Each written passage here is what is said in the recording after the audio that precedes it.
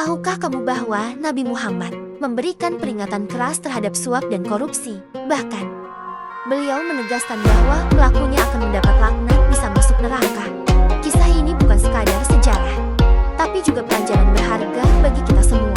Simak sampai akhir, karena kamu akan terkejut dengan hukuman bagi mereka yang berani berkhianat.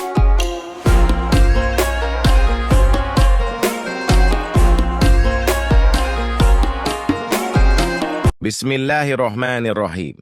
1. Gratifikasi atau hadiah untuk pejabat sebagai bentuk suap di zaman Nabi. Di zaman Nabi Muhammad, Islam sangat menekankan nilai kejujuran dan amanah dalam kepemimpinan. Tidak ada ruang bagi korupsi, penyelewengan, atau tindakan yang merugikan masyarakat. Namun meskipun pengawasan sangat ketat, ada satu peristiwa yang menunjukkan bagaimana Nabi dengan tegas menindak bentuk awal dari praktik korupsi, yaitu pejabat yang menerima hadiah sebagai bentuk suap terselubung.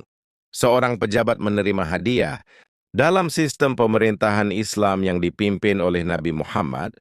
Ada beberapa sahabat yang diberi amanah untuk mengurus administrasi dan distribusi zakat, serta pajak dari kaum muslimin. Salah satu sahabat yang dipercaya mengumpulkan zakat dari suatu wilayah kembali ke Madinah dengan membawa harta yang telah ia kumpulkan. Namun selain membawa harta zakat yang harus disetorkan ke negara, ia juga membawa hadiah-hadiah pribadi yang diberikan oleh penduduk setempat. Ketika ia menyerahkan hasil pengumpulannya, ia berkata kepada Nabi Muhammad, "Ini adalah harta zakat yang aku kumpulkan untuk negara, dan ini adalah hadiah yang diberikan kepadaku oleh penduduk." Sahabat ini menganggap bahwa hadiah tersebut adalah sesuatu yang wajar karena ia telah menjalankan tugasnya dengan baik. Ia berpikir bahwa hadiah ini adalah bentuk penghargaan dari orang-orang yang merasa terbantu dengan pekerjaannya. Teguran tegas dari Nabi Muhammad. Mendengar pernyataan itu, wajah Nabi berubah serius. Beliau segera mengumpulkan para sahabat lainnya agar kejadian ini menjadi pelajaran bagi semua. Kemudian beliau bersabda dengan tegas, "Coba duduklah di rumah ayah dan ibumu, lalu lihatlah apakah hadiah itu akan datang kepadamu." Dengan kalimat ini, Nabi ingin menegaskan bahwa hadiah yang diterima pejabat tersebut bukanlah sekadar hadiah biasa, melainkan bagian dari kedudukannya sebagai pejabat negara. Jika ia bukan seorang pejabat, apakah ia tetap akan menerima hadiah tersebut? Jawabannya tentu tidak. Nabi melanjutkan, "Demi zat yang jiwaku berada di tangannya, tidaklah seseorang mengambil sesuatu yang bukan haknya, kecuali dia akan datang pada hari kiamat dengan memikulnya di atas pundaknya. Jika barang itu seekor unta, maka ia akan mengeluarkan suara. Jika seekor sapi, maka ia akan melenguh. Jika seekor kambing, maka ia akan mengembik." Hadis riwayat Bukhari dan Muslim. Ucapan Nabi ini sangat jelas. Beliau ingin memperingatkan bahwa menerima hadiah dalam jabatan bisa membuka pintu pengkhianatan dan korupsi. Kelak di hari kiamat, orang yang melakukan hal ini akan mempertanggungjawabkannya dengan membawa barang yang ia ambil secara tidak sah. Pelajaran dari kejadian ini. Setelah mendengar teguran Nabi, pejabat tersebut tersadar bahwa apa yang ia lakukan adalah sebuah kesalahan. Ia mengembalikan hadiah yang telah diterimanya dan berjanji tidak akan mengulanginya lagi. Kisah ini mengajarkan beberapa hal penting. 1. Hadiah untuk pejabat bisa menjadi bentuk suap terselubung. Jika seseorang menerima hadiah hanya karena kedudukannya, maka itu bisa mengarah pada korupsi.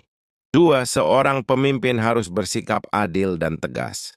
Nabi Muhammad tidak membiarkan adanya celah sedikit pun untuk korupsi, bahkan dalam bentuk yang paling kecil.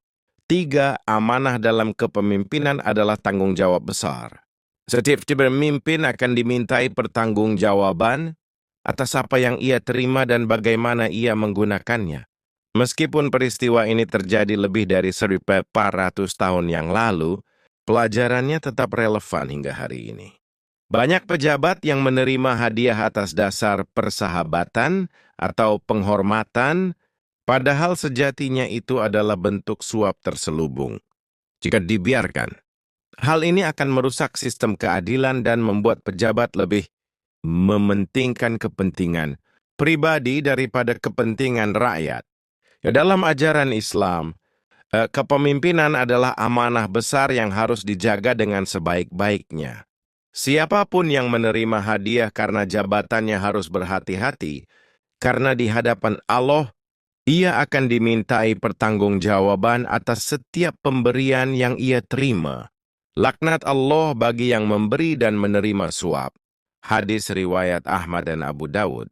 Itulah sebabnya Nabi Muhammad menetapkan standar tinggi dalam kepemimpinan agar tidak ada ruang bagi penyalahgunaan kekuasaan, sekecil apapun bentuknya. Peringatan keras Nabi Muhammad terhadap korupsi.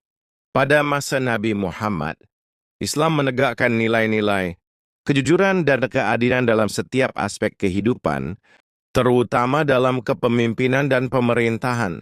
Nabi tidak hanya menanamkan kejujuran dalam diri para sahabatnya, tetapi juga memberikan peringatan keras terhadap segala bentuk kecurangan, termasuk suap dan korupsi. Korupsi bukan hanya tentang mencuri uang negara, tetapi juga mencakup segala bentuk penyalahgunaan wewenang untuk kepentingan pribadi. Nabi Muhammad sangat tegas dalam menindak perbuatan ini, karena ia tahu bahwa korupsi bisa menghancurkan masyarakat dan melemahkan keadilan. Hadis tentang laknat bagi pemberi dan penerima suap. Suatu hari, Nabi Muhammad memperingatkan para sahabat tentang bahaya suap dan korupsi. Beliau bersabda, "Laknat Allah bagi yang memberi dan menerima suap." Hadis riwayat Ahmad dan Abu Dawud. Hadis ini menunjukkan bahwa dalam Islam, bukan hanya orang yang menerima suap yang berdosa, tetapi juga orang yang memberikannya. Mengapa? Karena suap merusak keadilan dan menciptakan sistem yang tidak adil di mana keputusan diambil bukan berdasarkan kebenaran, tetapi berdasarkan kepentingan pribadi. Di masyarakat yang korup, orang-orang kaya bisa membeli keadilan, sementara yang miskin tertindas. Orang yang tidak memiliki koneksi sulit mendapatkan haknya, sementara yang punya kekuasaan bisa mempermainkan hukum. Inilah yang ingin dicegah oleh Nabi Muhammad sejak awal. Kasus penggelapan harta ghanimah, rampasan perang. Salah satu peristiwa yang menunjukkan betapa tegasnya Nabi terhadap tindakan korupsi adalah saat ada seorang sahabat yang mengambil harta rampasan perang secara diam-diam sebelum dibagikan secara adil. Setelah sebuah pertempuran, kaum muslimin mengumpulkan ghanimah harta rampasan perang yang kemudian akan dibagikan sesuai dengan aturan Islam. Namun, sebelum pembagian dilakukan, seorang prajurit menyembunyikan beberapa barang untuk dirinya sendiri. Ketika hal ini terungkap, Nabi Muhammad bersabda dengan tegas, "Seorang yang berbuat curang dalam ghanimah akan datang pada hari kiamat dengan membawa barang yang ia curi di pundaknya. Jika barang itu seekor unta, maka ia akan mengeluarkan suara. Jika ada seekor sapi, maka ia akan melenguh. Jika seekor kambing, maka ia akan mengembik." Hadis riwayat Bukhari dan Muslim. Hadis ini memberikan gambaran yang sangat kuat tentang bagaimana seseorang yang melakukan korupsi akan dihinakan di hari kiamat. Jika seseorang mengambil sesuatu yang bukan haknya, barang itu akan menjadi saksi atas kejahatannya di hadapan Allah. Bayangkan seseorang yang datang di hari kiamat dengan seekor unta besar di pundaknya. Unta itu mengeluarkan suara keras sebagai bukti kejahatan orang tersebut. Ini tadi adalah peringatan serius bahwa apapun yang diambil secara tidak adil di dunia ini akan menjadi beban di akhirat nanti. Pemimpin yang tidak jujur akan menyesal di akhirat. Nabi Muhammad juga memperingatkan bahwa siapapun yang diberi amanah untuk mengurus suatu urusan, baik itu sebagai pemimpin negara, pejabat, atau bahkan seorang pegawai biasa, maka ia akan dimintai pertanggungjawaban di akhirat. Beliau bersabda, "Barang siapa yang kami angkat untuk suatu jabatan, lalu ia menyembunyikan sesuatu dari kami yang seharusnya diserahkan kepada negara, maka pada hari kiamat ia akan datang dengan membawa barang yang ia sembunyikan itu."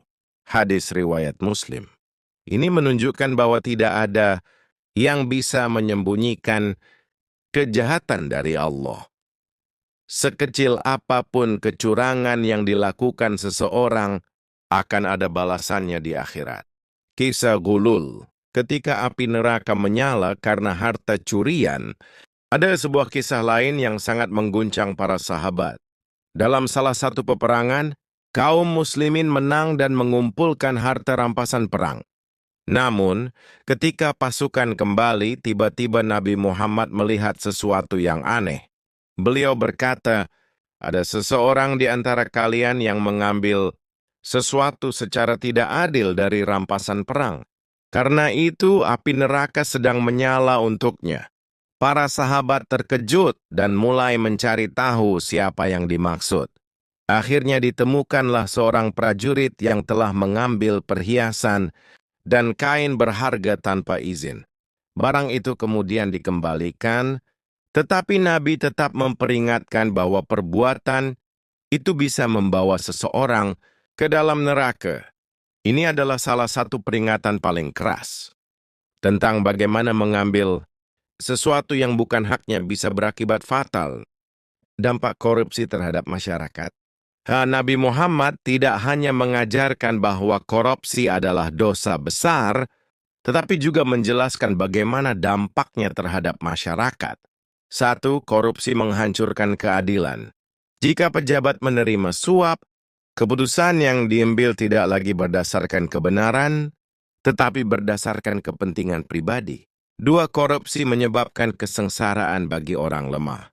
Orang miskin dan rakyat kecil akan semakin sulit mendapatkan haknya, sementara orang kaya dan berkuasa semakin menikmati keuntungan. 3. Korupsi merusak keberkahan dalam hidup. Harta yang diperoleh dengan cara haram tidak akan membawa kebahagiaan, bahkan bisa menjadi sumber malapetaka. 4. Korupsi menyebabkan kehancuran negara. Jika korupsi merajalela, negara akan kehilangan kepercayaan rakyatnya dan akhirnya runtuh. Relevansi dengan zaman sekarang. Meskipun peringatan ini disampaikan lebih dari 1.400 tahun yang lalu, dampak korupsi tetap sama hingga hari ini. Banyak negara yang mengalami kemunduran karena korupsi merajalela. Pejabat yang seharusnya melayani rakyat justru memperkaya diri sendiri. Dalam Islam, seorang pemimpin adalah pelayan bagi rakyatnya. Nabi Muhammad bersabda, "Pemimpin suatu kaum adalah pelayan mereka." Hadis riwayat Abu Dawud. Ini berarti setiap pemimpin harus bekerja demi kepentingan rakyat, bukan untuk keuntungan pribadi. Kesimpulan, peringatan keras Nabi Muhammad terhadap korupsi menunjukkan betapa seriusnya dosa ini dalam Islam. Korupsi tidak hanya merugikan orang lain, tetapi juga bisa membawa seseorang ke dalam api neraka. Setiap harta yang diperoleh dengan cara haram akan menjadi beban di hari kiamat. Oleh karena itu, sebagai umat Muslim, kita harus selalu menjaga kejujuran dan amanah dalam setiap pekerjaan kita, sekecil apapun itu. Sebagaimana Nabi bersabda, "Barang siapa yang kami angkat untuk suatu jabatan, lalu ia menyembunyikan sesuatu dari kami yang seharusnya diserahkan kepada negara, maka pada hari kiamat ia akan datang dengan membawa barang yang ia sembunyikan itu." Hadis riwayat Muslim. Mari kita renungkan, apakah kita sudah menjalani hidup dengan penuh kejujuran? Ataukah tanpa sadar kita pernah melakukan sesuatu yang bisa membawa kita pada kebinasaan? Semoga apa yang telah kita pelajari hari ini dapat memberikan pemahaman yang lebih dalam tentang sejarah Islam dan menginspirasi kita untuk mengikuti jejak para sahabat dan pemimpin Islam yang telah berjuang demi agama ini. Untuk membantu channel ini berkembang, silahkan like, comment, share, dan subscribe. Wassalamualaikum warahmatullahi wabarakatuh.